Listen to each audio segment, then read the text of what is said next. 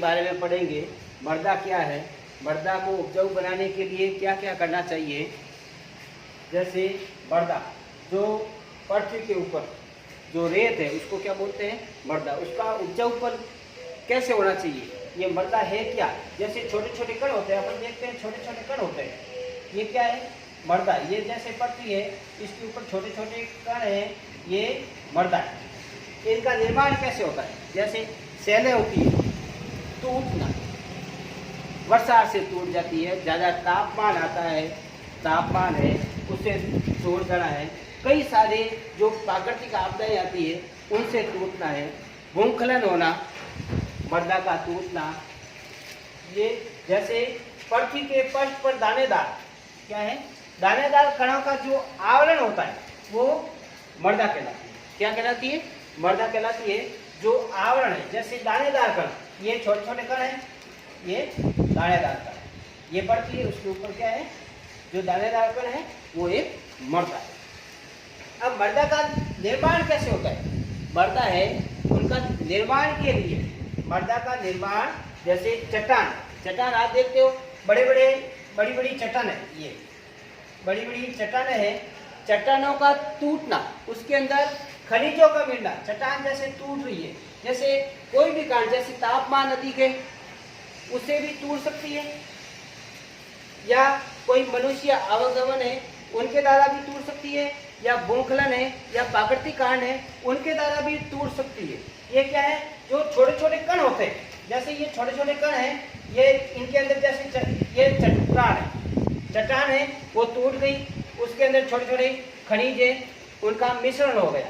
और जैसे ह्यूमस से होता है मृदा का निर्माण, चट्टानों, खनिजों तथा ह्यूमस से होता है। ह्यूमस क्या है, जैसे पेड़ पौधे होते हैं उनमें जो पत्तियां हैं जो गिर जाती है जमीन के ऊपर, बाद में पानी इसके अंदर सड़ना और गलना।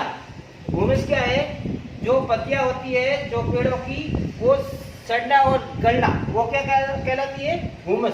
ये क्या है, मृदा को उपजाऊ बनाने के लिए काम में आता है। जैसे खनिजों तथा ह्यूमस का सही मिश्रण मृदा का उपजाऊपन बनता है। जैसे ये ह्यूमस है, ठीक है ना, इनका जो सही मिश्रण है, ये क्या है, अपने मृदा को उपजाऊपन, गांव में जैसे खाद डालते हैं, देसी खाद है, ठीक है ना, वो क्या है, एक ह्यूमस है। इनका छोटे छोटे जैसे गोबर है, ये सभी पत्तियां हैं, ये सभी आपस में गल जाती है, इसका क्या मिश्रण हो जाता है, इसको बोलते हैं ह्यूमस का सही मिश्रण करना। इससे क्या है, मृदा का उपजाऊपन बनता है। जैसे एक है अपेक्षय क्रिया। अपेक्षय क्रिया है जैसे तापमान परिवर्तन, जैसे कभी तापमान अधिक रहता है और कभी कम रहता है, तापमान परिवर्तन है। जैसे वर्षा भी इसका कारण है, ज्यादा बारिश हो रही है, भूस्खलन हो गया, जैसे पहाड़ है, बड़े बड़े चट्टान है खिसक गए, या मृदा का अपरदन हो गया। और मानव क्रिया, मानव द्वारा जो भी चट्टान है बड़े बड़े उनको काटना, ठीक है ना, ये मानव क्रिया। और जीव जंतुओं के क्रियाकलापों से सेल का टूटना, जो सेल होती है चट्टान है वो उनका टूटना, क्षय होना, टूटना और क्षय होना, ये अपेक्षय क्रिया कहलाती है। और अब इसके अंदर है मृदा का निर्माण। मृदा का निर्माण, उनको उपजाऊ कैसे बना सकते हैं। जैसे वनस्पति, पेड़ पौधे ज्यादा लगाओ, उससे क्या है, उनकी जो उपजाऊपन है वो बढ़ेगा। मनुष्य द्वारा, प्राणी द्वारा, जो छोटे मोटे जीव जंतु है।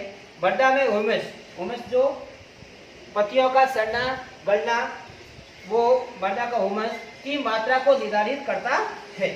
जैसे उनकी जलवायु का, कई जगह पर तो जलवायु अधिक रहती है, कहीं शुष्क रहती है, कहीं ज्यादा रहती है। जैसे तापमान, वहां पर तापमान कितना है, ह्यूमस के निर्माण के दर को प्रभावित करते हैं।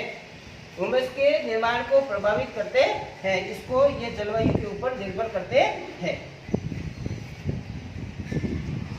संरक्षण के उपाय, जो मृदा को बचाने के लिए, उसके उपाय क्या क्या है। पहला है मल्च बनाना। क्या है, मल्च बनाना। जो पौधों के बीच जो पौधे होते हैं, जैसे ये पहाड़ है, ठीक है ना, यहाँ पर मल्च कैसे बनाना है। जैसे अनावर्तित भूमि जैव पदार्थ जैसे परवाल ढक दी जाती है, मृदा की आर्द्रता रुकी रहती है।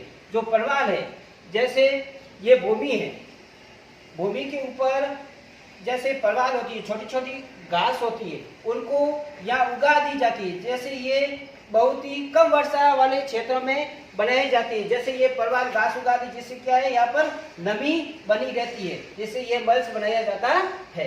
दूसरा है वेदिका फार्म को बनाना। ये चौड़े, समतल, सोपान, तीव्र ढालों पर बनाए जाते हैं ताकि इस पर सतह फसल उगाने के लिए उपलब्ध है।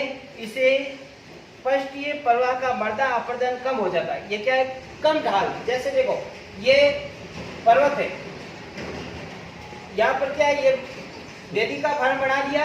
इसे क्या है, ऐसे जैसे बारिश होगी तो इसे क्या है, मृदा का कटाव ना हो, इसके लिए ऐसे मल्च बना दिया जाता है। ऐसे यहाँ पर जैसे फसल उगा देंगे, यहाँ पर जो कटाव है ये रुक जाएगा। ये क्या है, समतल भाग, ये है ना, चौड़े और समतल भाग और सोपान और तीव्र ढालों पर, ये जैसे तीव्र ढाल है, यहाँ पर ये वेदिका फार्म बना दिया जाता है, जिससे क्या है, मृदा का अपरदन बना दिया जाता है। ये ठीक है।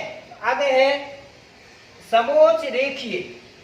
समोच्च रेखीय जैसे पहाड़ी ढाल, यही समोच्च रेखीय, यही पहाड़ी ढाल है, वहां पर बनाया जाता है। इनमें समांतर जुताई करने पर ढाल से नीचे बहते हुए जल के लिए एक प्राकृतिक अवरोध बना दिया जाता है।